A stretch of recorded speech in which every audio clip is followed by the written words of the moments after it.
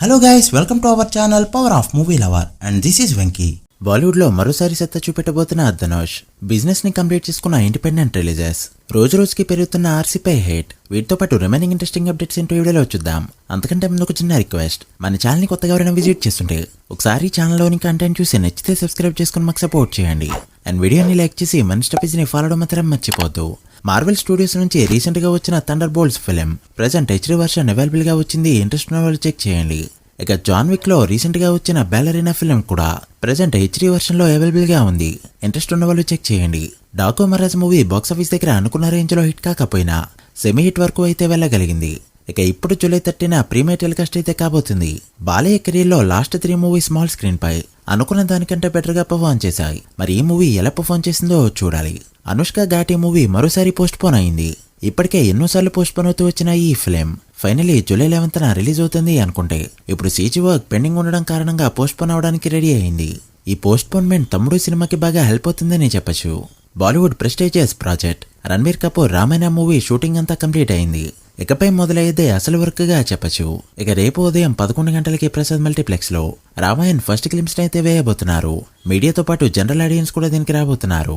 సరిగ్గా తీస్తే ఇండియాలో ఫస్ట్ 100 కోట్ల నెట్ కలెక్ట్ చేసే మూవీ ఇదే అయ్యే ఛాన్సెస్ అయితే ఉన్నాయి.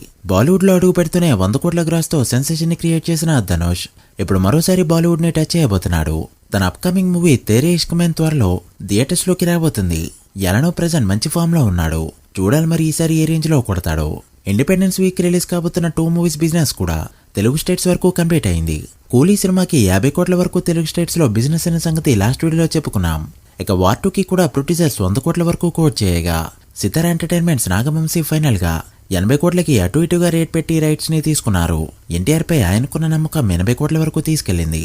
బట్ ఎంత ఎన్టీఆర్ ఉన్నా ఇది ఒక డబ్బింగ్ ఫిలిం. ఓపెనింగ్స్ గట్టిగా రాకపోతే లాంగ్ రన్ అనేది టాక్ పైన బేసే ఉంటుంది. అసలే కూలీతో కాంపిటీషన్ లో వస్తుంది కూడా. ఇక కూలీ మూవీకి ప్రతి చోట రికార్డ్ బ్రేకింగ్ బిజినెస్ జరుగుతూ ఉండగా కర్ణాటకలో ఇప్పటికే ఆల్ టైమ్ రికార్డ్ రేంజ్ కి ఏవీ మీడియా వాళ్ళు తీసుకున్నారు. కర్ణాటక అనేది రజనీ అడ్డా. ఇక కేరళలో 18 కోట్ల వరకు ప్రొడ్యూసర్ కోట్ చేయగా కేరళలో ఇప్పటి వరకు గోట్ సినిమా 17 కోట్లు, లియో 16 కోట్ల బిజినెస్ తో టాప్ లిస్ట్ లో ఉన్నాయి. చూడాలి మరి ఈ మూవీని ఎంతవరకు తీసుకుంటారో. ఇక తమిళనాడులో ఆల్ టైమ్ రికార్డ్ బిజినెస్ కి వెళ్ళనున్న ఈ ఫిలిం ఎంతవరకు బిజినెస్ ని రికవర్ చేస్తుందో చూడాలి.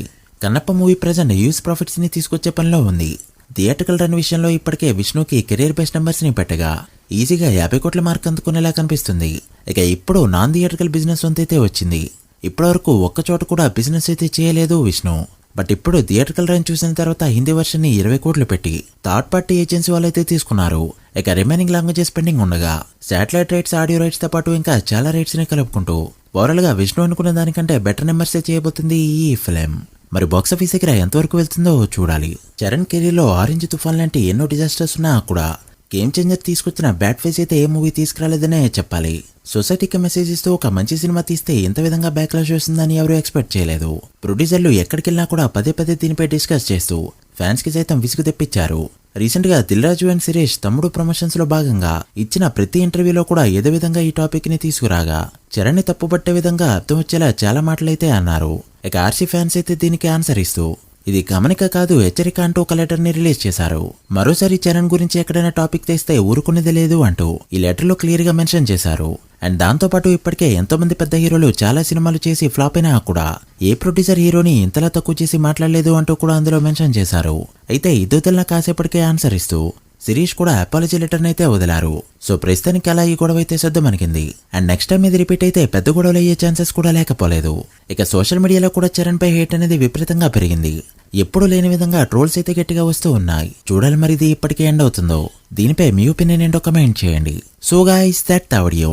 ఇవి ఇప్పటివరకు ఇంట్రెస్టింగ్ అప్డేట్స్. కూలియన్ వార్ 2 Day 1 ఎంత నెంబర్ పెడతాయనుకుంటున్నారో కమెంట్ చేసి వీడియో నచ్చితే లైక్ చేసి మీ ఫ్రెండ్స్ ఫైల్ నెంబర్స్ కి షేర్ చేయండి. మరొక ఇంట్రెస్టింగ్ వీడియోతో మళ్ళీ కలుద్దాం. అప్పటి వరకు signing off power of movie lover. Thank you.